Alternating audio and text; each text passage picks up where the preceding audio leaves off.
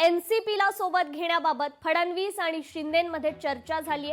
चर्चा झाल्याची माहिती सूत्रांनी दिली आहे. मनपा निवडणुकीत एनसीपीला सोबत घेण्यास अडचण असल्याचं सूत्रांकडून समजतंय, तर नवाब मलिकांमुळे राष्ट्रवादीला घेण्यास अडचण असल्याचंही सूत्रांकडून समजतंय.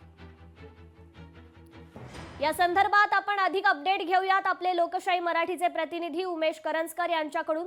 उमेश, खरं तर एनसीपीला सोबत घेण्याबाबत फडणवीस आणि शिंदेंमध्ये चर्चा झाल्याची आता ही सूत्रांनी माहिती दिलेली आहे.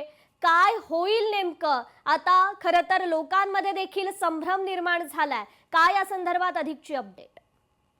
नक्कीच काही दिवसातच महानगरपालिकेच्या निवडणुका, तरी मुंबई महानगरपालिकेमध्ये महायुतीतूनच लढलं जाईल अशा प्रकारच्या चर्चा होत्या. मात्र जे आता माहिती समोर येते त्यानुसार भारतीय जनता पक्ष आणि शिवसेना यांनीच महायुतीतून ही निवडणूक लढवावी, अजित पवार यांच्या शिवसेनेला सोबत घेऊ नये अशा प्रकारची चर्चा झाल्याची माहिती कळते. हिंदुत्वाच्या आणि विकासाच्या मुद्द्यावर ही निवडणूक लढवण्यात यावी आणि नवाब मलिकांच्या मुद्द्यावर देखील ज्यावेळेस देवेंद्र फडणवीस यांनी एनसीपीला पत्र लिहिलं होतं, त्या पत्राचा दाखला देखील या बैठकीमध्ये देण्यात आला. त्यामुळे आता महानगरपालिकेच्या महायुतीमध्ये अजित पवार यांची राष्ट्रवादी असेल का असा प्रश्नचिन्ह जो आहे तो उपस्थित झालेला आहे.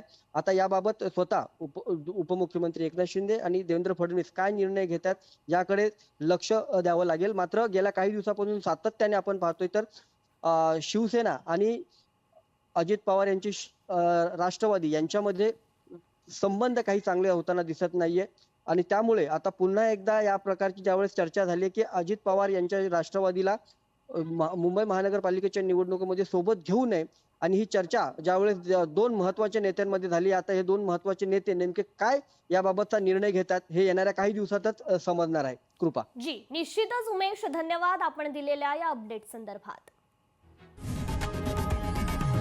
लोकशाही मराठी ऐका, पहा, जागरूक रहा.